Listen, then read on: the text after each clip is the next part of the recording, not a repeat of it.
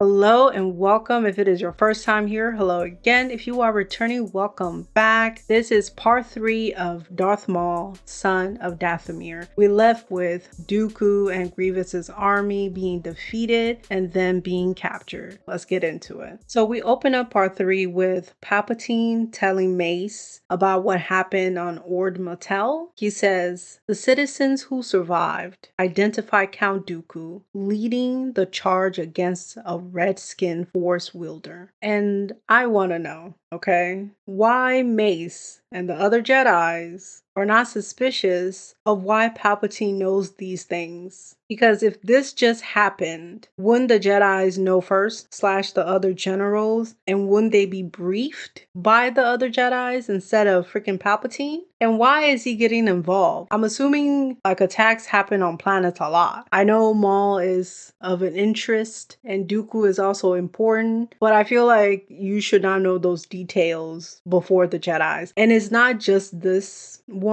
This has happened in other episodes where it seems like Palpatine knows things before the Jedis and they don't find that suspicious, and it's kind of weird to me. On Ord Mantell City, we see Obi-Wan, Tiplee, Mace, and my fave, Aayla, okay?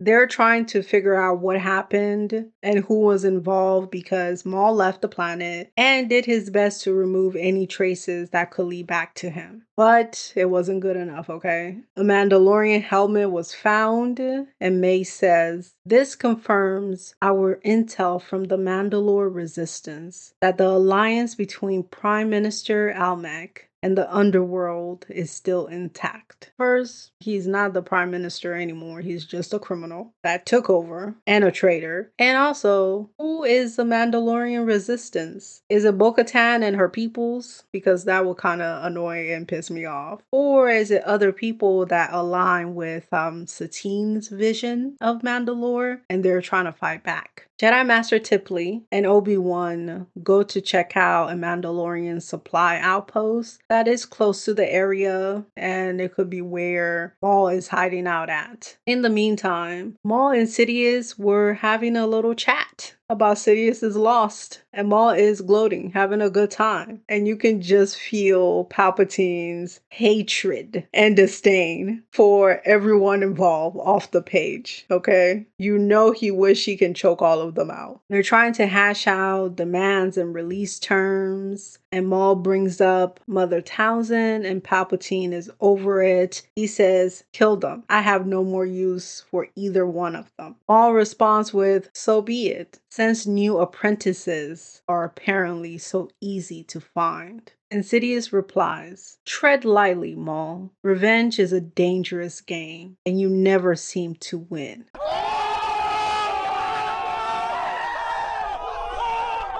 He is right, okay? I hate to agree with Palpatine, but he is correct. Your vengeance arcs have not worked out well for you, sir. Even when you win, you still lose. I feel like you would keep your brother alive and have Satine alive too. You should run when you're ahead, sir. But Maul will not do that. He says, I only lost when I followed you, old man, and hung up on Palpatine, which I am beyond sure that Palpatine is not going to forget or forgive. And when he catches up with Maul, he will pay for it dearly. I just know Palpatine was squinting his eyes the entire time he was talking to Maul. Like, how dare you? How dare you try to be on my level? I have to teach you another lesson by killing you, okay?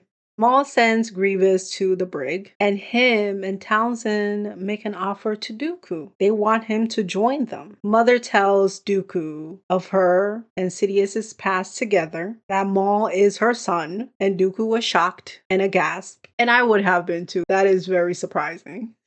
Townsend tells Dooku, look at my son and see your own future. Sidious will betray you as he betrayed us, but I will honor our alliance. Together we can destroy Sidious and rule the galaxy. First, this does answer my question that I have had multiple times on whether she actually wants to rule the galaxy or she just wants to get rid of Sidious. Apparently everyone is trying to rule the galaxy. I don't know why. You can't just chill in your corner and live life, but that's neither here nor there. And two, I feel like Dooku should be paying attention to these things. People constantly telling you Palpatine will betray you. I know he knows that probably, but I feel like he should pay special attention to it because in the Yoda arc, we saw Anakin cut your head off, sir. And now Mother Townsend is telling you this is your future. Sidious is going to let you die, okay? That is your future. And also, I wonder if we're going to see that pepper in more in season 7. Like things constantly coming up about Dooku and Palpatine. Little visions of Dooku dying, kind of like they did with Previsla and the head cutting. And it will be interesting to see how Dooku reacts to them.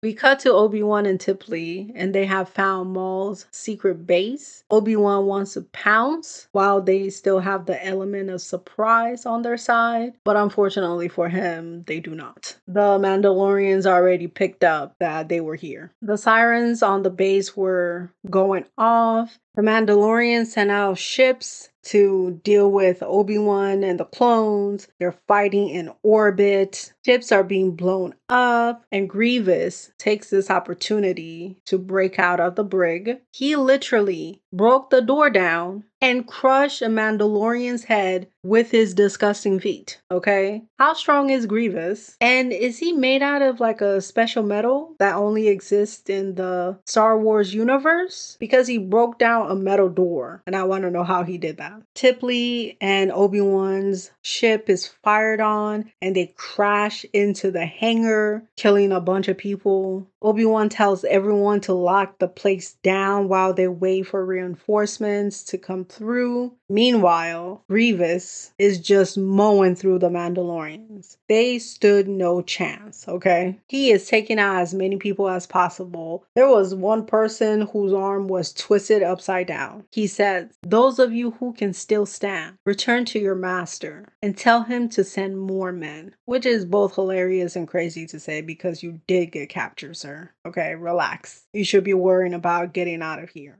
And luckily for him, he was able to find a ship and get out of there. He did not go check on Dooku whatsoever. I don't think it even crossed his mind. And you know what? Shout out to Grievous. He always finds a way out. My guy will always survive, okay? We cut to Maul. He's still in the command center, and he asks Dooku, "What is it going to be? Allies or death?" And Dooku responds with, "Let us go kill some Jedis together." The reinforcements have arrived, and of course they brought Aayla and Mace with them. And I thought this was going to be great. We're going to have an amazing fight. And it's 4-on-2, okay? The odds are on the Jedi side. They got this. But no, this did not go well for them, okay? They started with force lightning. Aayla got a foot to the face from Maul, okay? And poor Tiplee. Dooku force pushed her or force pulled her to him and stabbed her right through. And then the Mandalorians shot a literal rocket at Aayla, and it took her and Obi-Wan out. And just like that, Tiplee was dead, and Maul and Dooku escaped. Crazy. It was so quick. That is part 3, and I am looking forward to part 4, okay? I'm sure it's going to have a lot of action, and it's going to be very exciting. Thank you so much for watching. Let me know your thoughts in the comments. I hope you have a good one, and you'll see me later. Bye.